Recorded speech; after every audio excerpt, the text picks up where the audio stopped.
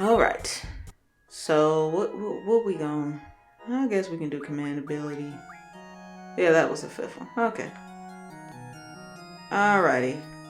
Now the next thing we want to do is actually head out to the courtyard, which is actually the set of doors down here. Then you come down over here, I think. Because there's a key that we have to get. Yeah, and you go through these doors over.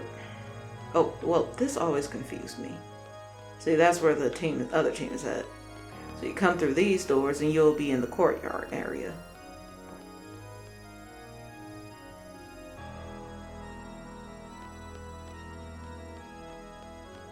Oh, hang on, guys. Okay, sorry about that. I had to hurry up and get up because I forgot when I had finished my recording session with defeating Ultimecia and all this other crap. I forgot to turn back on the air. But I had to hurry up and turn it back off. Anyway, do not run. Hold down the circle button and casually walk over to the key right over here. I know it looks like a knife, but it's actually the key. Now that we have that, we're going to have to go back to where we fought the red giant servant. And now if you do accidentally knock it over, it will be in the area in the water. Actually, and not actually, also, the treasure vault key. Now, I know you're thinking, how the heck you're supposed to see that? Well, there is a way to drain the water, but because I didn't knock the key down and I already knew that key was right there, I didn't need the water because apparently the water is covering it or it's inside the actual fountain, and once you drain the water, you'll see the little sparkle indicating for you, hey, there's something right there, you should pick me up. But since I already knew it was right there, there was no point. So that the treasure vault key will lead us to the other servant. Okay, must you slam the door? At least you guys are more courteous than other neighbors, and I think I'm going the wrong way. No, I'm not. I'm going the right way. I kind of drew a blank there, but I'm going the right way. Got to come back down here and go to the right instead. And this is where the armor key will be used. And this is where our next servant will be. And it's interesting to see that green blood, because I think I seen a screenshot of the blood actually being red, like actual blood, but apparently that was like a no-no or something like that. And I passed meltdown several times. I'm so blind. Anyway, it was an actual no-no to have that in the game or whatever. It may have raised the rating up, so they opted for green blood instead. And I was like, what the crap? Speaking of blood, I wonder how they're gonna handle FF7 remake. See if they're gonna actually show some actual blood of, the very infamous scene that a lot of people get emotional about. I didn't get emotional in the original because, well, I just didn't. That character didn't really reel me in as a character. That, by the way, this isn't the end. There's a second phase. The thing actually is going to come out the ground. It didn't grasp me as an actual character, but in the remake, oh man, this character was so awesome. All the characters that were introduced in the remake was pretty awesome. I think that's Curse and Slow, if I'm not mistaken. It doesn't matter. You're gonna die anyway, so I'm gonna cast this here Meltdown on you, and I stupidly, foolishly forgot to heal my characters. I think this guy also finish off use a finishing move before he dies as well. That's why I'm trying to pick up Squall's HP just a little bit. Renoa and Irvine should be fine, because I think he's close to being dead anyways, to be honest with you guys. Oh yeah, I forgot. Oh crap. I forgot about that move. Counter twist. He always does that move every time you hit him. And that is no good. Also, my neighbors are walking relatively loud. Usually I don't hear them walking around. They're usually pretty quiet. I usually hear them walking around in the morning.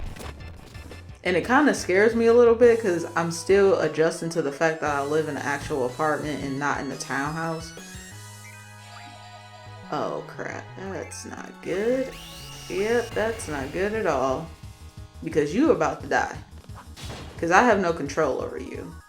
And he's going to use counter twist. And you're going to die. And I don't know if I have resurrection available right now. Oh, well, never mind. He's going to die. Yeah, I'm definitely going to use Asuna. I was just too lazy to do it. Didn't feel like wasting precious character turns for that, because I was like, he's gonna die pretty soon, and I can work through it. It's okay. Well, I think slow automatically goes away. I don't know about curse though.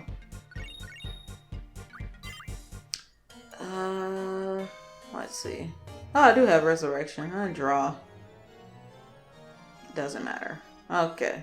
Yeah, let's definitely pick up everyone's health, please and thank you. There we go. Since I have draw, I think this is Ultima? Yeah. Irvine, you can go ahead and take it since you have it junctioned. And there we go with that. Alright, so we're done with this little area. There's nothing else to see. Also, if you accidentally drop the key will drop in that area where the doors in the water was at. So don't panic. But it's just easier if you just walk across the bridge and just grab the key. Now, oh, one of them, I know where one of them is at. I know where actually, I actually know where both of them is at. I'm just drawing a blank as to how to get to one of them. That's the one that I need to get to. I think it's this way. I cannot be for certain, but I think it is this way. We're gonna find out. It is. Okay, use the treasure vault key right over here and enter this door. And there's a little puzzle. The goal here is to get all these boxes open. Holy looks amazing, I guess, and there you go. So in order to do that, we need to do that, and that, and that, and that. And that's it. 1, 2, 3, 4. Very, very exciting and riveting. Hello, Fiend. This is Cattle Bleebless. Bleebless. I think I'm pronouncing that correctly. Final Fantasy 15 actually pronounces that word. I mean, it sounds correct. First thing you want to do is cast this here Meltdown spell. Knock down that vitality. Meltdown is awesome. You can cast Thundaga all you want to, but it's not gonna hurt. It's only gonna heal me. So keep on doing that, buddy. I think he actually does that a lot. Cast Thundaga. But there's just keep, well, and Adam until he dies. Like I said, these servants aren't hard at all. not even a little bit.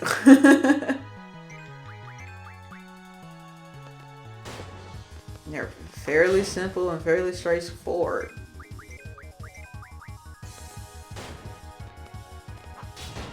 Oh, I thought I missed that for a second. I was about to say crap. I think he casts a spell before he dies. I'm not entirely sure, but we will find out very shortly. Yep, he casts his meteor. When he casts meteor, that means he's done. So keep your HP above, normal, and you should be alright. Meteor doesn't do all that much. So, especially since it's random. See, I think it only hit Renoa like once or twice. So it hit Irvine the most. So it's no big deal. It's nothing to panic about. So that is done.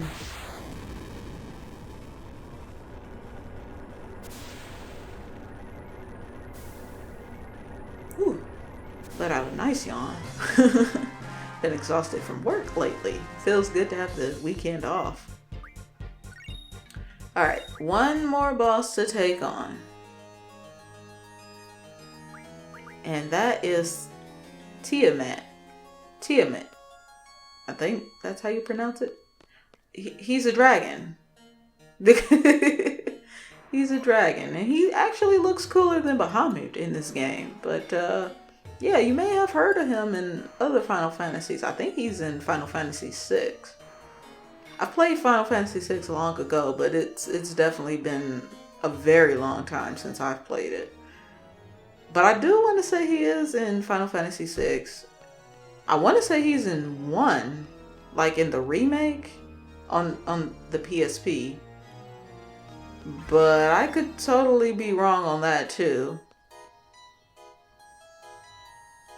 Anyway, Tiamat is the last one, and in this game he's a dragon. I think in other Final Fantasies, or am I thinking of good God Almighty, what is the Earth one? Titan. I'm thinking of Titan, not Tiamat. I don't know. No, wait. Tiamat has always been a dragon, I believe, if I'm not mistaken. I'm pretty sure he is. He's always been a dragon. But anyway, it doesn't even matter, because we're going to go kick his butt. He's actually pretty easy. He's just got a lot of HP. Because he doesn't attack you. You'll see what I mean when we get there. He saves his energy for one massive attack. I don't know if he'll actually one-shot you, but I do know it hurts. Because in my personal experience, he never actually used the spell on me, so I can't tell you if it's a one-shot. I do know if it hurts. One shot, I don't know. And honestly, I'm not trying to find out. Because, I'm not about that one-shot life. So this little bell tower here is where we need to get on. Then jump on over here. And that's the last one. He looks so much better than Bahamut. That's how Bahamut should have looked.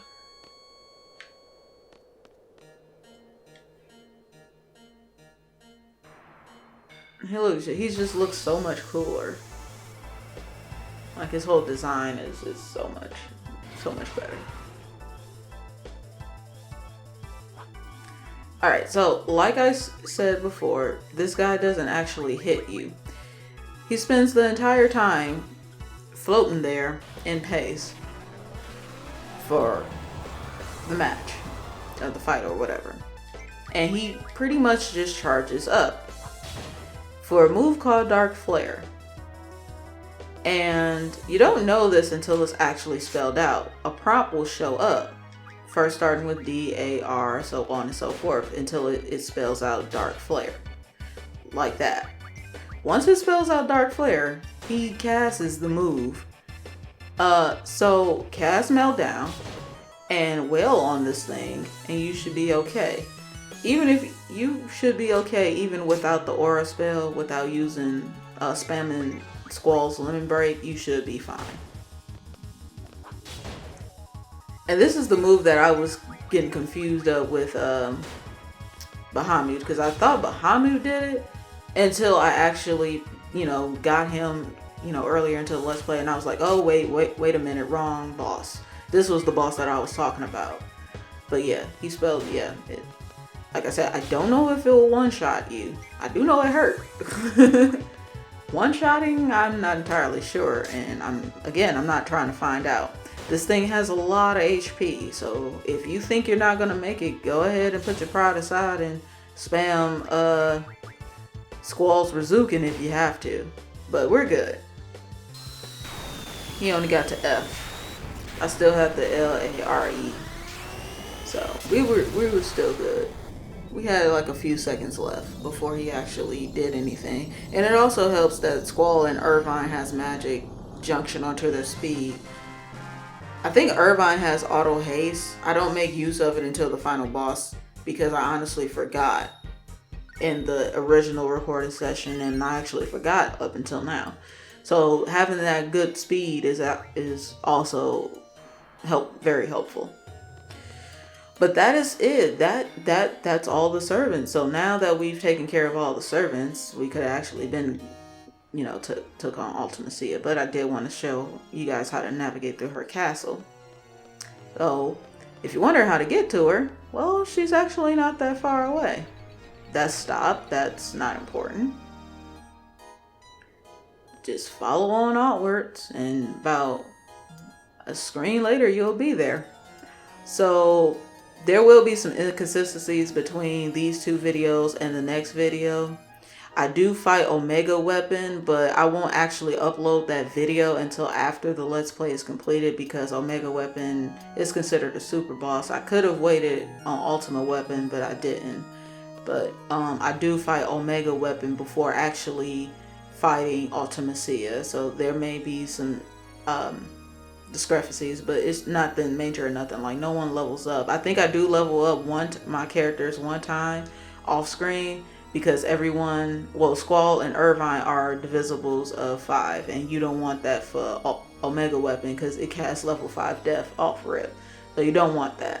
Anyway, so that's going to be the end of this video, and in the next recording session, you guys will be seeing me fight Ultimecia, and then after that, the bonus videos, the summon compilation, the how to get to Ragnarok in Disc 4, all the seed exams, and Omega Weapon. So that will be it. But first off, I will complete the game, and like I said, we'll be taking on Ultimecia in the next video. So if you'd like to see more Let's Plays or weekend walkthroughs on the channel, please be sure to click on the links in the description below. But until then, you guys take care and have an awesome day.